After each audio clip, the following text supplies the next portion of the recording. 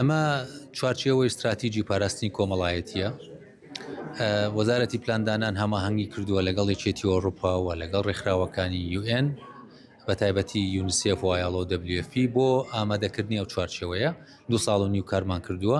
ئێستا گەشتونێتە ڕاگەیاندنەکەی ئەمڕۆ ڕامانگەیانە و استراتیجەکە بریتە لەوەی کە ڕێگە نیشاندەرە بۆ وەزارەتی کار بە شێوەی سەرەکی و وەزارەتە پەیوەندیدارەکانی ترکە هاوکارە بن لەگەڵ وەزارەتی کار وەکو خودی وەزارەتی پلاندانان بۆ جێبەجێکردنی ئەم استراتیجە. ئێمە ڕۆڵمان هەماهەنگیکردن لەگەڵ لایەنە بیانیەکان کە بە حکمی ئەوەی وەزارەتی پلاندانان لایەنی سەرەکی ڕاکێشانی پاڵپشتی نێودەوڵەتیە بۆ جێبەجێکردنی پرۆژەکانیان لە هەرێمی کوردستان و ئێمە ڕۆڵی خۆمانە بینین. وەزارەتی بازرگانی ڕۆڵی خۆیە بینێ، وەزارەتی تەندروستی، وەزارەتی پەروەردە، ئەم وەزارەتی ناوخۆ ڕۆڵی خۆیە بینێ. لە ئەنجامدا کە ئەم دەست بکرا بە جێبەجێکردنی ئەم استراتیجە لە ماوەی چەند ساڵێکە بارودۆخی ئەو چین و توێژانەی کە پێویستیان بە مانەوە لە چوارچێوەی ئەم بەرنامانەی کە دیارکراون باشترە بێ. خۆی استراتیجەکە دانراوە بۆ 5 ساڵ، هەموو ساڵێک خاڵەکانی جێبەجێکردنی دیارکراوە کە تەواو بوو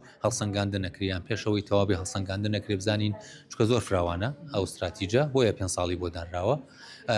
هەوڵین ئێمە لە ماوەی ئەو 5 ساڵە بارودۆخەکە دەرفەتبات جێبەجێ بکرێت و بتوانین کۆمەلگای کوردستانیش بەرەو سەقامگیری بەڕێوە ببین.